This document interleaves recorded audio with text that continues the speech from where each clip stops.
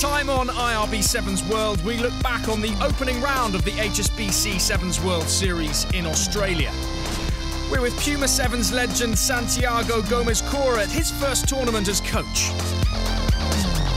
We hear from Australia's women as they prepare to kick off their own World Series in Dubai. And we have an update on qualifying for the World Series, including all the key action from Asia, where Japan and Hong Kong went head-to-head. But first, the story of the weekend on the stunning Gold Coast, the first of 9 rounds on the new series. Any rugby team with the black jersey and the fern is always expected to do well, and every team, no matter what country they are, always wants to knock you off that pedestal. So every game's a final. Every team's always out to beat us, so we've got to be on our game, every time we play. And it was a mini heatwave that greeted the opening day's play at Skilled Park, where the New Zealanders were on fire from the start, not conceding a single try in pool play against USA, Tonga and Kenya, racking up 95 points themselves. It was an awesome start. Curry shows that Nitty goes. Tharma is there on the inside, so is Forbes. One more pass and they should score through Weber, and they will. His second, New Zealand's fourth, and this is brilliant sevens. And they were just as ruthless at the start of day 2. Samoa and new coach Viliamu Punavalu shrugged aside in the cup quarters. Mickelson stole it, as he always has. Mickelson now gives it out to Curtis. Curtis with Lavasa steps on the inside. Curtis puts on the afterburners, and Mickelson scores.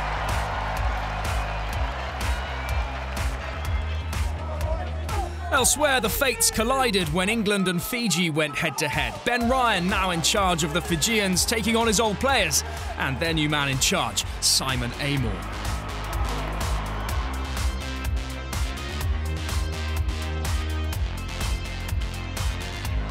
Well taken by Vickerman.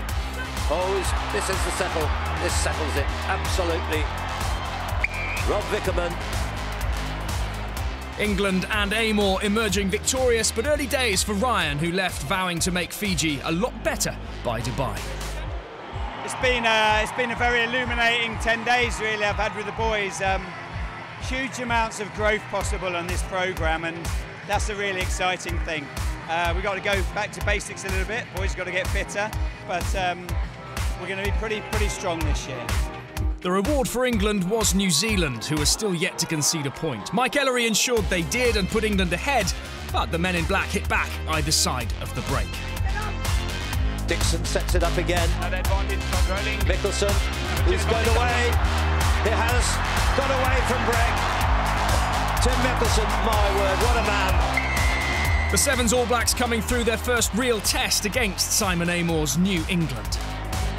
Oh yeah, I mean, they're an outstanding outfit, and I think up until this point no one has scored a try against them, and they scored about 30 or 40 points in each game. So, it's a big challenge for our guys. We've got a new programme, we're changing the way we play. I've only been in place a couple of weeks. It's fantastic to be here. I mean, the improvement in terms of the standard across the board, the professionalism of the players, the professionalism of the events, it is massive compared to when I was back playing 6, 7, 8 years ago, whenever it was. So it's wonderful to be back. The last team to have defeated New Zealand was South Africa in last season's Glasgow Cup final. And in the other half of the draw, Neil Powell's Blitzbokke were under pressure from experienced Wales. The dancing Lee Williams scoring and then turning provider for wing Chris Knight to bring the Welsh level with a minute to play.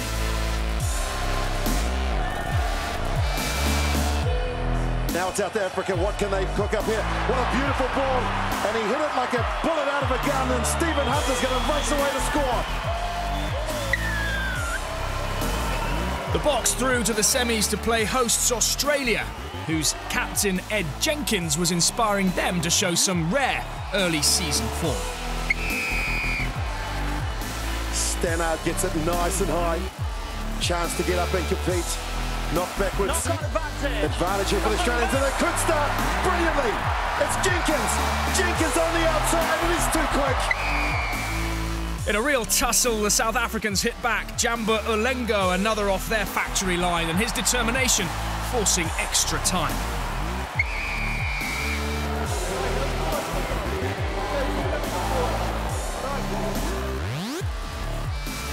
now Australia look to Park, get it wide. They've got numbers. Park needs to go straight. And now Lalori feet. Will he set him up this time? Parahi is there. Parahi has it. Going for the corner and he's going to score. Jesse Parahi scored for Australia. Elation and relief then for coach Michael O'Connor, and a first cup knockout defeat as coach for the new man in charge of South Africa. Yeah, I think to have guys like this in your squad that's willing to play like this, it's obviously easy. And yeah, we're going to go back to Cape Town and we'll just build from here. I haven't been on the circuit for 2 years now, but it's great to be back, and we're looking forward to the season. And so it was the proud hosts in gold against the World Cup and Series champions in black for the very first cup final of the new season. Jenkins once again the dynamo for the Australians early on as they sucked in every ounce of oxygen after that epic semi-final. Again Jenkins making New Zealand think twice. Stannard over the 22. Stannard! James Stannard, try Australia! A two-try lead for the hosts, but inevitably the Kiwis hit back. Young Wellington wing Ambrose Curtis with a quick double, and Tomasi Fama's pinpoint conversion drawing them level. Oh, it's over. Big game player, Tomasi Fama. It goes out the back and it's towed through, and it sits up, and it is a try. And getting through there now is Curry. Over to an unmarked Joe Webber. Webber for the corner, cutting back infield, and he's going to run around. And that is definitely it now. New Zealand have won it by 40 points to 19.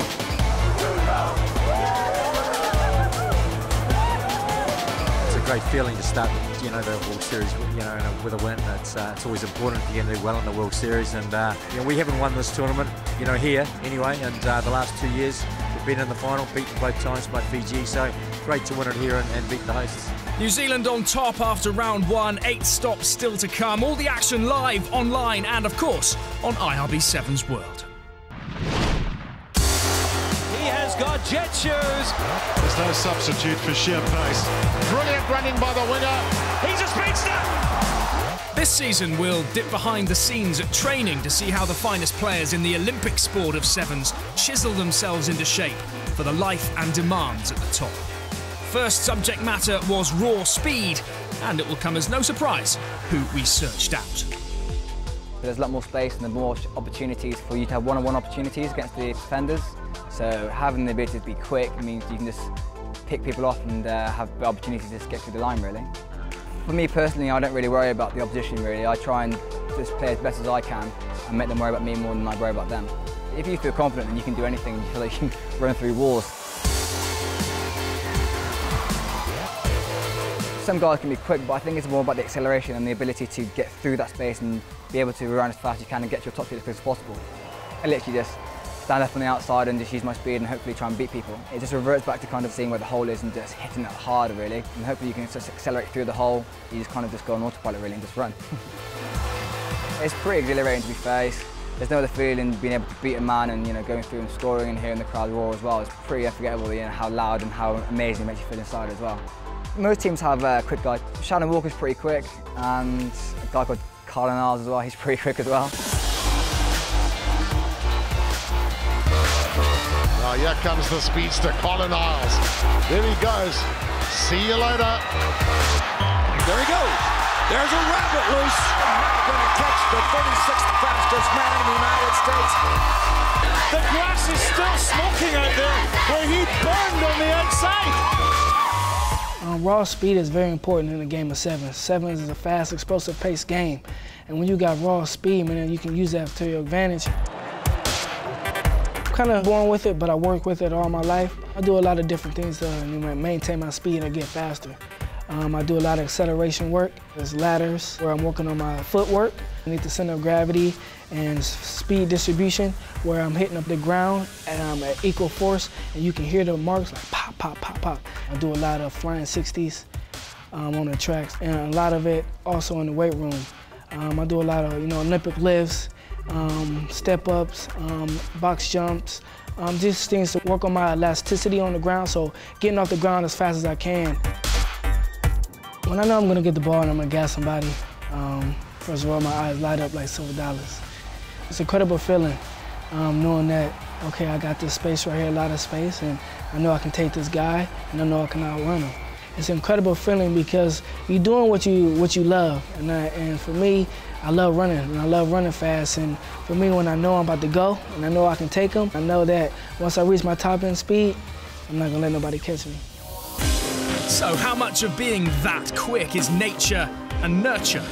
Is there a science to speed? Obviously, raw speed is really important in sevens. We need to have that explosive capacity, and we can enhance that in the gym, but most of the guys are born with it. We're lucky enough to have someone like Shannon Walker who has that elusive capability. Oh, good work by Shannon Walker. Away he goes. Look at this for quick footwork. Oh, even the cameraman almost missed that one. Shannon Walker, this is what he likes to do. It's always good to have that speed. It is a big plus because you just can't teach it. It's hard to teach. It's definitely a good ability to have, and when you're out there, it helps heaps. Especially when you're out wide and you're one-on-one. I just back myself every time. If you doubt yourself, then yeah, you're sort of no chance. When I was a junior coming in, I had the speed, but then all the training comes on top of that. Like just maintaining with box jumps, maintaining with speed technique, and sort of just leg drive power. So the stats we look at with these guys, we look at a 40-metre speed test. For that, if they get around the 5-second mark, under 5 seconds, that's starting to be really good. We're getting really excited. They get down to that 4.9 mark, and then 4.8 is ultimately where we want guys to be at. I guess in the gym, we're looking at the transmission of what the brain's telling the muscles to do, so that neural activity. So your muscles don't have eyes, they just contract and relax as your body tells it to. So what we're trying to do is get that increased activation and really trying to fire the muscles quickly so they can activate those muscles to their fullest extent when they need to. The game's so fast, and just to have that explosiveness just suits the game so much. So the more players you got of that in your team, the better you're going to go, I suppose.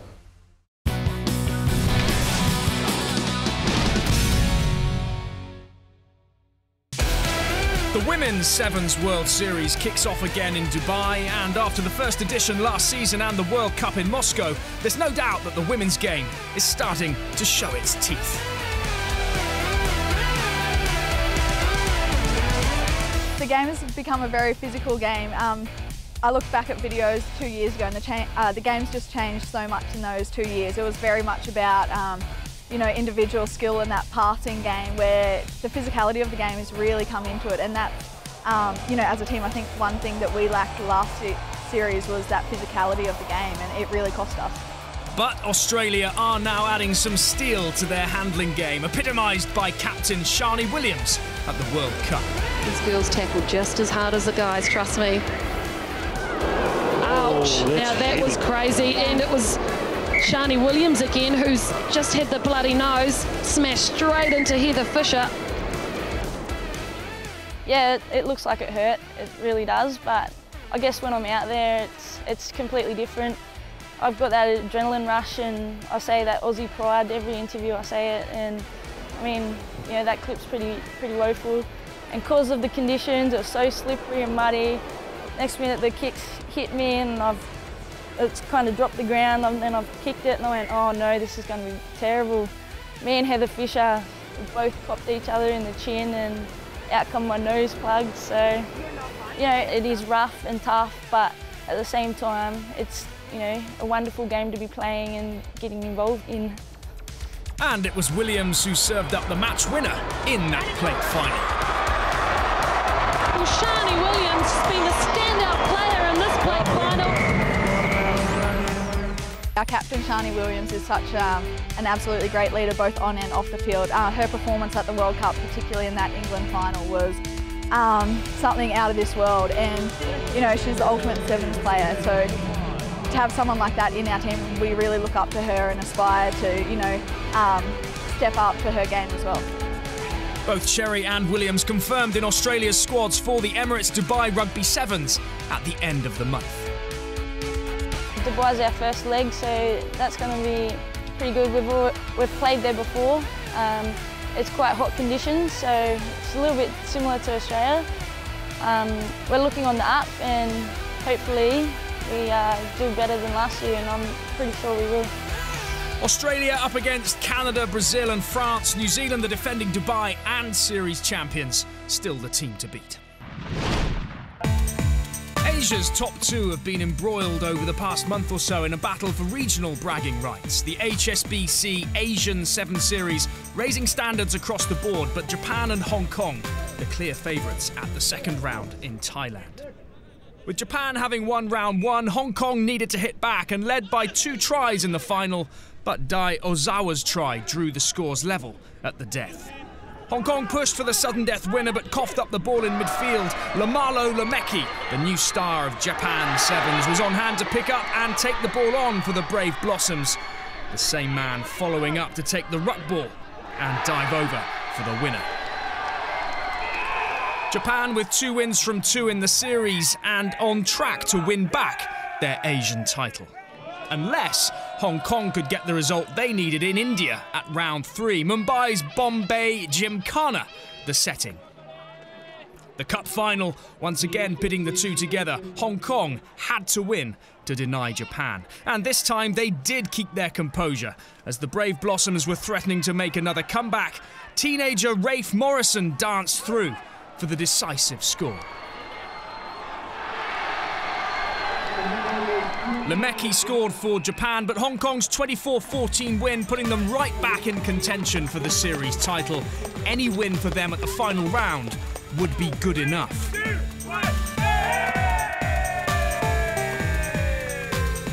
And as expected, the series did go down to the wire at the 4th and final round in Singapore.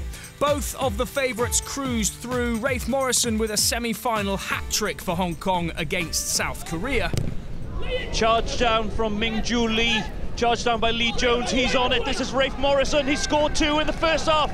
He's in for his hat-trick. And Japan then making light work of China. The series top scorer, Lamano Lameki, with his 27th try in a comfortable win. What a break by Jamie Henry, who's in support. It's that man again, Lamano Lameki, the try machine for Japan. And so it was winner takes all in the cup final. Again, Hong Kong started strongly with 3 first-half tries, and they led 19-5 at half-time. Veteran Rowan Varty with 2 scores. Jones up the middle, the ball's in the air, confusion in the Japanese defence. Varty's in! But Japan regrouped and were a different side after the break. Masaki Watanabe grabbing one back, and Dai Ozawa bringing them back to within a single score. It's all Japan in this second half. Out it goes to playmaker Harada. Beautiful line there by Hoshino. He's looking for support. The pop ball back to Harada. Toriko Harada. That's the winning score, surely. 24-19, the final score. The HSBC Asian Sevens Series title back with Japan. Both Asian sides through to the World Series core team qualifier in Hong Kong, and the same weekend Trinidad and Tobago and Barbados qualifying from the Caribbean. One of those 12 sides will win promotion to the World Series next season. One side firmly established as a core team but with changes afoot is Argentina, now under legendary Sevens wing Santiago Gomez-Cora. Years ago, I thought that, oh, it's awesome being coach. You are, I don't know, in Australia, in Dubai, resting, and you have more work to do. After the practice, before the practice, during the tournament, you have to see a lot of video, you have to take the decision, a lot of things to do. Nobody told me that, but I'm feel happy, complete, because I spent 3 years outside from the World Series, but when the idea came to go back to the World Series was awesome, and I feel like this is my second home. Gomez-Cora played in a number of strong Argentina sides, winning 2 cup titles on the series and reaching the World Cup final in Dubai. He now starts a new chapter. And that's yet another try for Santiago Gomez-Cora. He is the top try scorer ever on the IRB Sevens World Series with 230. What a tremendous record that is. The decision to say that's enough was very hard. The decision was not easy, but I had to do it. I did it. I'm very happy to the decision that I take it. Now I'm trying to grow as a coach, and it's not easy. We are thinking in the Olympics game in Rio 2016, and the idea is try to develop a team from now to 2016. Be part of the Olympics is a dream. So for me, it will be awesome if I can do it like a player. Could be a dream when I was young, but now I hope to do it as a coach, and be part of the dream of Olympic is awesome. And that Olympic dream and his own coaching ambitions started at Skilled Park on the Gold Coast, where the Pumas lined up on day one against host Australia, Scotland and Samoa. The coach cut a nervous figure ahead of his first match. Well, a lot of unknowns about the Argentinians. They've got 4 players playing their debut. The unpredictability of the Argentinians could spell trouble. The Samoans finished 4th in the World Series, so they are favoured. Santiago Gomez scorer, a legend of the game of sevens, especially in his homeland of Argentina. The big fan from Timoteo holding him off on one hand, and then the inside pass to Asifa Amatala. The clear out isn't good, and the referee says play on. Soriano has picked it up, and Soriano is going to race to the corner. Big defence coming in, but Soriano scores.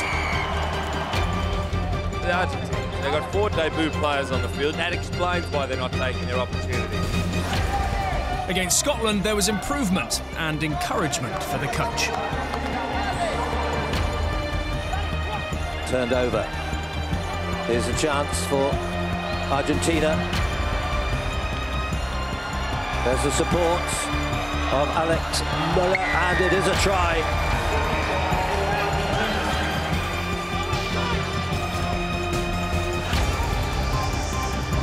Promising chance here. Cortez, one of the new players. Is a kind bounce? It is. Agustin Cortez. And a little celebration for the coach. Santiago Gomez Cora, his first win in the HSBC Sevens World Series. Was awesome. The sensation is amazing, but it's a lot of nervous to around all the day and before this match, and now I'm relaxed, but I'm tired. Results on day one not enough to make it through in the cup, but they started day 2 brightly in the bowl against Tonga. Tension now, 12-all between these two. Chance now with Alex Axel Muller, this 19-year-old. Is he going to be the one, the hero? Yes, he is. That's the winner. A second sweet taste of victory.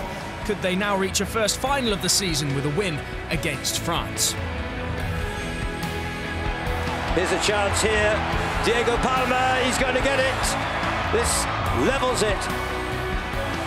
Well, it's going to be on the conversion. It's 12-all. To the right hand of the post, so it's going to be extra time. Remember, next score is the decider. Dalinha. This is Candelon. He's got it. Julien Candelon. So, disappointment for Argentina, who's really had their chance in the second half. It was harder than yesterday, and we are here to learn, me and the team. So a lot of things to do. That is the only thing that I can say right now. I'm going to be back to Dubai as a coach now, and I hope that I can feel the same as a player. It's a very special place to play seven, and I used to play a lot of tournaments there. And I hope that will be a very good experience for me to be back there as a player, as a coach. I can say it. Next up on IRB Sevens World, we are at the Emirates Dubai Rugby Sevens, the start of a whole new season for the women, and where the HSBC Sevens World Series gets back underway. Will Fiji win there for a first time? Will Samoa defend their Dubai title? We'll see you there.